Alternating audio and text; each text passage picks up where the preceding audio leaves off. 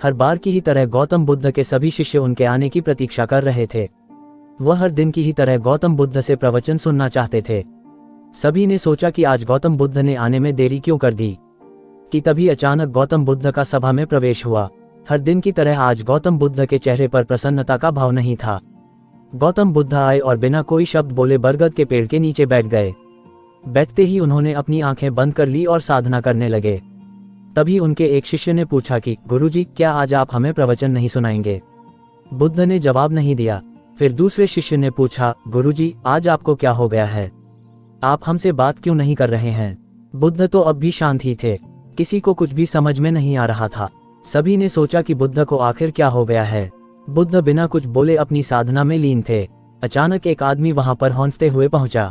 इससे पहले कि वह बुद्ध तक पहुंच पाता, बुद्ध के शिष्यों ने उसे रोक लिया। शिष्यों के द्वारा रोके जाने पर वह आदमी जोर से चिल्लाया।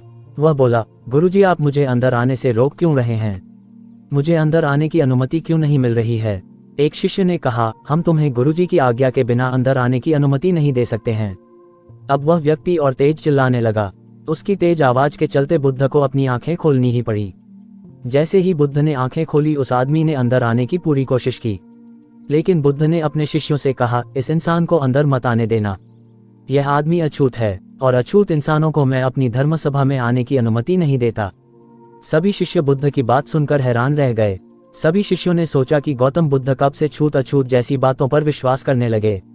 इसी बात पर एक शिष्य ने बुद्ध के पास जाकर पूछा, क्या हुआ गुरुजी? आप इस व्यक्ति को अंदर आने से क्यों मना कर रहे हैं?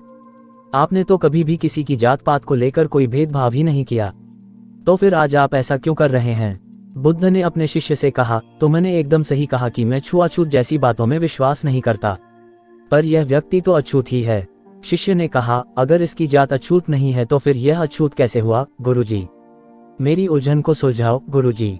बुद्ध ने कहा, तुम इसी से ही क्यों नहीं पूछते कि यह अछूत क्यों है?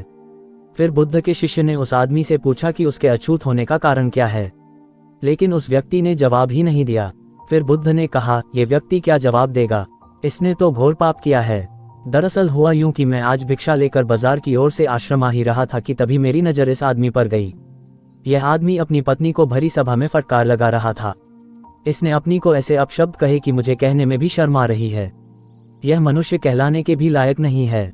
अब सब जने उस व्यक्ति को क्रोध भरी नजरों से देख रहे थे।